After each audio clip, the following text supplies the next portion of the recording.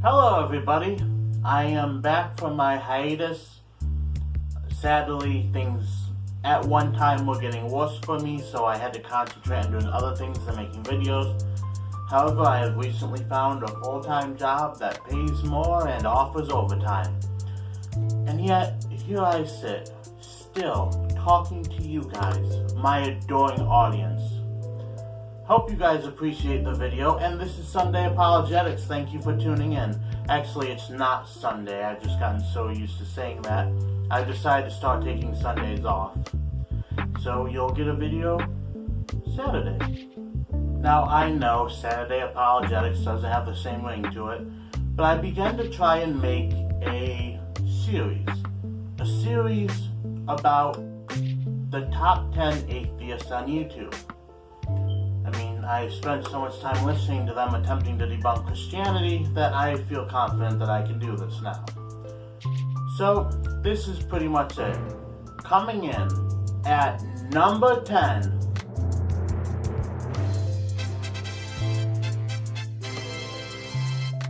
Now, some of you may be surprised by this. I don't know why. I'm far from the first apologist on YouTube to do this. Many apologists have said that Cosmic Skeptic is the favorite. The co-host on Trinity Radio actually said that he is the atheist version of Cameron Battusias, the guy who runs Capturing Christianity, even saying that Cosmic Skeptic has the best hair of any atheist. I personally think that that's not true, and we'll get to him later on down the road.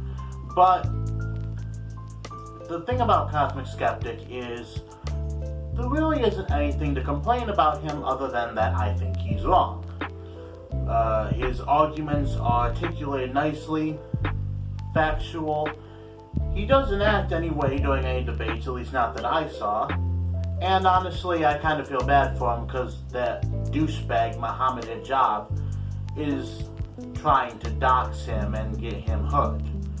If you haven't heard about that, you should probably go learn about it on his channel.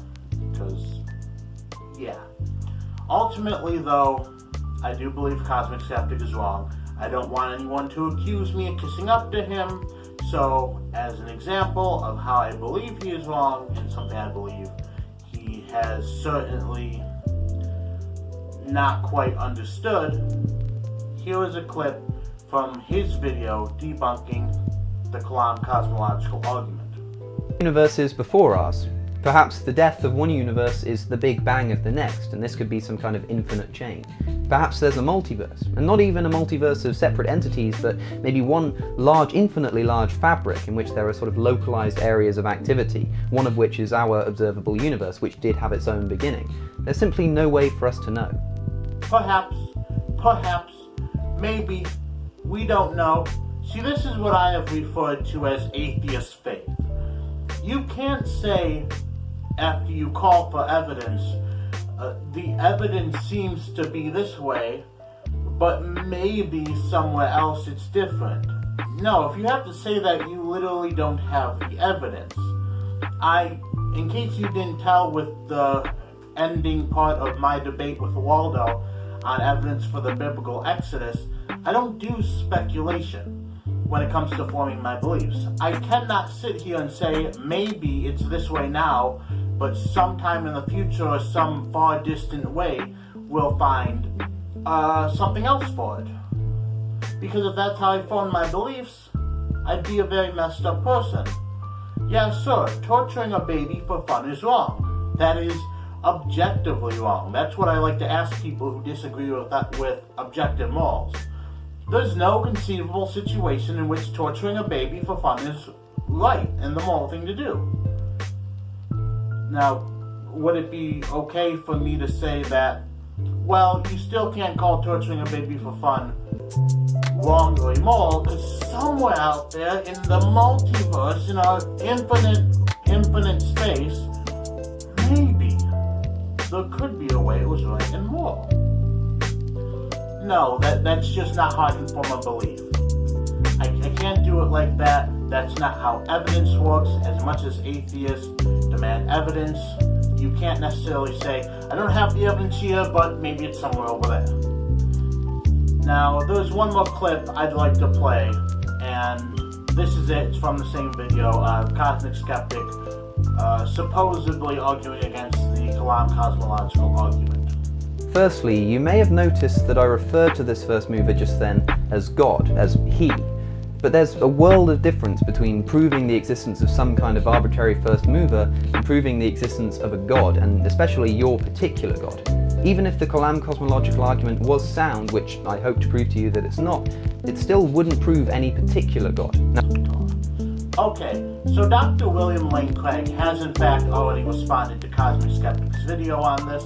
I'm not going to sit here and pretend like I can make a better response video than him, and that's not the point of this video. The point of this video is actually a compliment to him saying, hey, you are the best. Because in this top 10 list, 10 is the best, 1's going to be the worst, and if you think you know who number 1's going to be already, don't spoil it. But you probably should know if you've watched my videos.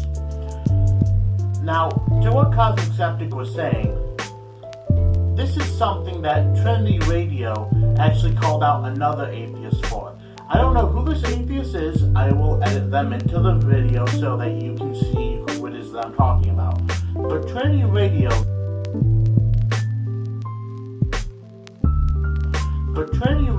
did in fact call this person out, because this person said, well, the Kalam cosmological argument doesn't necessarily mean that the Christian God exists or that any particular God exists, but that's not what it's supposed to do.